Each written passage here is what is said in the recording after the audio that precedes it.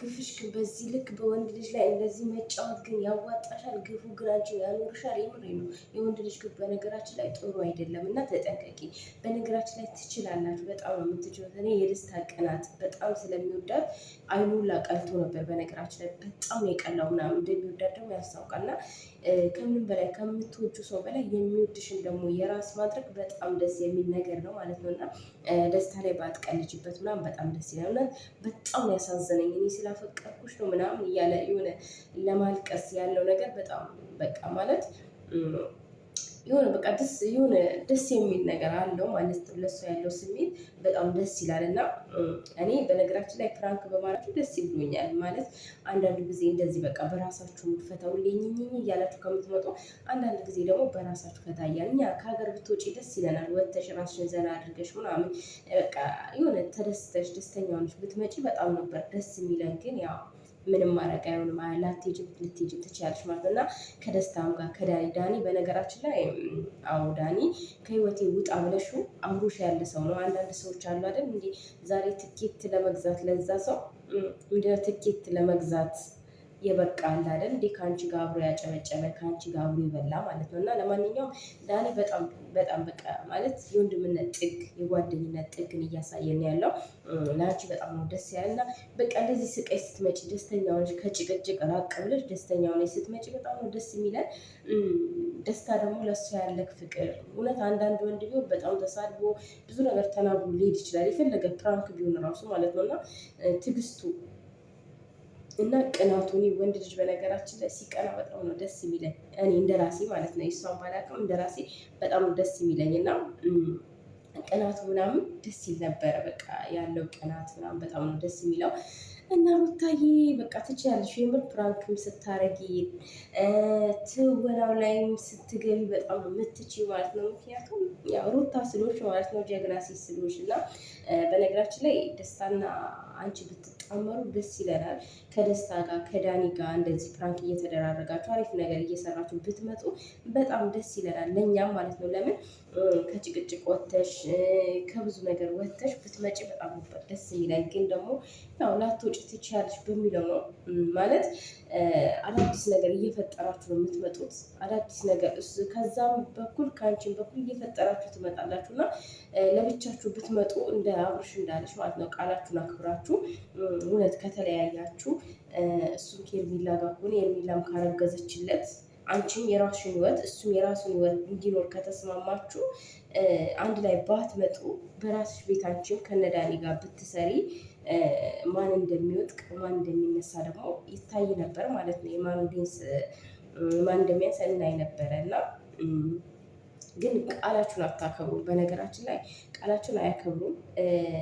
በዛም በኩል ከሀገር ሊወጡ ነው፣ በዚህም በኩል ከሀገር ያው የሩታ ነገር ገብቶናል። ግን ከሀገር ብትወጡ ደስ ይለን ነበረ። ያው መቼም አትወጡም ብዬ ነው ማስበው ማለት ነው። እና ወጥተሽ ተዝናንተሽ ፈታ ብለሽ ሪላክስ በቃ ራስሽን ዘና አድርገሽ ብትመጪ በጣም ነው ደስ የሚለኝ። በነገራችን ላይ እኔ ማለት ነው እንደኔ ሀሳብ ሌላውን አላውቅም። እና ከልጅሽ ጋር ከጓደኞችሽ ጋር ወጥተሽ ፈታ ብለሽ ዘና ብለሽ ብትመጪ በጣም ደስ ይለናል።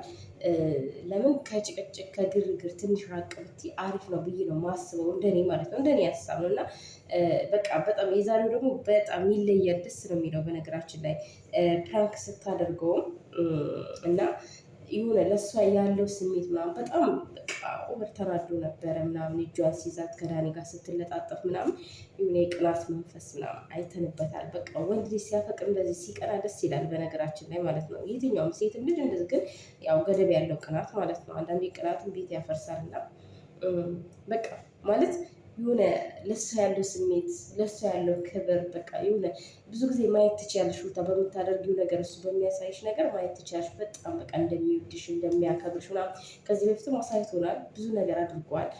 ሽማግሌ ሁላ ለመላክ ምናምን ብዙ ፕሮሰስ ብዙ መንገዶችን ሄዷል። እና ለአንቺም ብዙ ነገር እያደረገልሽ ነበር ማለት ነው። እና አብራችሁ ብትሆኑ እንደ ሀሳብ ነው እኔ የተናገርኩት። እንደ ሀሳብ አብራችሁ ብትሆኑ ተጣምራችሁ ብናያችሁ ሉልን ደግሞ ያው አብራችሁ ብታሳድጉት ደስ ይለናል ማለት ነው። ምክንያቱም የአባት ፍቅር ማግኘት ካልቻለ ልጁ የእንጀራ አባት ፍቅር ሊያገኝ ይችላል ማለት ነው። እና ደስ ይለን ነበረ።